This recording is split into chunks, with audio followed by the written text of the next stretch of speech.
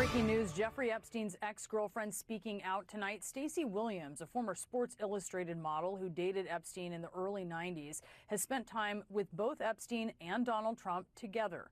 In one disturbing alleged incident, which Williams went public with last year before the presidential election, Williams says Trump groped her in front of Epstein at Trump Tower in 1993. Here's what she told our Sunland Serfati when she first broke her silence. The second he was in front of me, he pulled me into him, and his hands were just on me and didn't come off. Then the hands started moving, and they were on the, on the side of my breasts, on my hips, back down to my butt, back up, sort of. Then, they were just on me the whole time. And I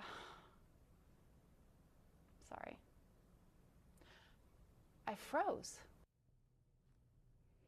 Williams also claimed that Epstein and Trump looked at each other and smiled during the alleged incident, which Williams says she now believes was coordinated and, quote, some kind of weird, twisted game. Trump denied Williams's allegations through his campaign at the time, which said in part, quote, it's obvious this fake story was contrived by Kamala Harris's campaign. And Stacey Williams is out front now to speak out for the first time since the uproar over Trump's handling of the Epstein case. Stacey, thank you so much for joining us tonight. As you know, Epstein is dominating the news once again, and his relationship with Trump is under scrutiny. While you were dating Epstein, can you tell us how close these two men were? They were best friends. I dated Jeffrey for a period of more or less, I think about 4 or 5 months. And the only friend that he would mention every time we saw each other or had a phone conversation was Donald. And he would share a lot of anecdotes. I have plenty of anecdotes. And yeah, they were very close, and they were up to no good. And how did Epstein talk about Trump? Sort of what was the quality of those anecdotes and how he described him? Well, there was a time when he mentioned that he had to check in on him because he was unwell and very upset about something that had happened. I remember because he was late to pick me up, and he was explaining why he was late. They were just, it was such a long time ago, but it was just that was his bro, that was his wingman. It was clearly, I'd hear about Ghislaine and I'd hear about Jeffrey. And I met Ghislaine in his house. She would come wafting in and out, the home in New York. So he was clearly just someone that he talked about all the time. And again, I met Jeffrey the second time, and we started dating based on the reintroduction that happened at the Plaza Hotel at a Christmas party in 1992 that Donald Trump threw. And they were very, very close. So let's talk about this incident, alleged incident in 1993, where you say that Trump groped you in front of Epstein. I do want to note that CNN has spoken to 3 friends of yours who confirmed that you told them about this alleged incident over past decades. Can you tell me more about what happened that day, and particularly how Trump and Epstein interacted? Yeah, before I get into the details of what happened, which, obviously I told you guys and I've shared with multiple outlets, the specifics of the assault that happened, I want to point out that I was polygraphed before I did all this by one of the most renowned examiners in the world. Michael Wolff has hundreds of hours of interviews with Jeffrey Epstein where Jeffrey confirmed to Michael what the two of them did to me long before I came out and told you all of this.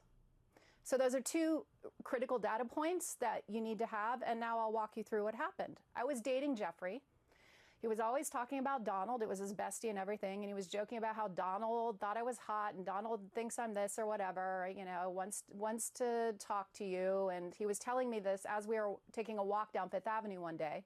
And he said, let's stop in and see him at his offices. So we went up to his office in Trump Tower. And within a couple of minutes, Donald was outside of his door, and his hands were all over me. They were on my breasts, they were on my butt, they were on, my hips, up and down, while the two of them just kept having a normal conversation. I don't remember exactly what was in the conversation. Again, this was, we're talking 90, this is 93 now. It was something about, it was irrelevant. It was like, oh, Stacey's career's on fire. She just did Sports Illustrated again, blah, blah, blah, blah, blah. And they were back and forth, smiling and grinning and carrying on a conversation while Donald ran his hands all over me. And, when that happens in broad daylight in someone's office and an assistant's walking back and forth, you're in shock. If it happens in a dark alleyway, right, you defend yourself. But when it's hidden in its brazenness like that, which is Donald Trump's forte, you go into shock. So I froze, and it was over and very quickly. It was a few minutes, and then we got back in the elevator, and Jeffrey's energy had changed. He was like seething. He was enraged. He wouldn't make eye contact with me. And then we got out on the street on Fifth Avenue, and he looked at me and he just started yelling at me, saying, "Why did you let him do that?" And he was so enraged. And then I remember thinking, like, why did I? I felt like I was coming back into my body at that moment, and I was confused. So that's the story of the assault. And I do just want to note, Stacey, that Trump has denied these allegations, which you are well aware of. And I know at times you've referenced videos which we have not confirmed the existence of. But I know that you felt that this was coordinated later when you looked back on it. What was it that made you draw that conclusion? Well, I was sort of known in the industry for being somewhat combative with photographers who would expose themselves or do inappropriate things, or even guys who would touch or harass on the streets. And Jeffrey was aware of that. And I think he was excited. I think the gist in my mind, given what he knew and the way it played out, was, hey, I'm going to deliver this person to you who's actually not going to let you get away with what you do. And I did, because I froze. Like I said, when it's hidden in its brazenness like that, you freeze. And, he's a master of that. So, I mean, he talked about it, right? He talked about pussy grabbing on the Access Hollywood tape. And tonight, if you're aware, President Trump has filed this libel lawsuit against the Wall Street Journal over its reporting that there was this note bearing Trump's name as a signature and an outline of a naked woman that was included in a 50th birthday album for Epstein in 2003, a note that also depicted an imaginary conversation between the two men. And part of it reads, quote, Donald saying, "We have certain things in common, Jeffrey. Jeffrey, yes, we do. Come to think of it, Donald, enigmas never age. Have you noticed that? Jeffrey, as a matter of fact, it was clear to me that the last time I saw you."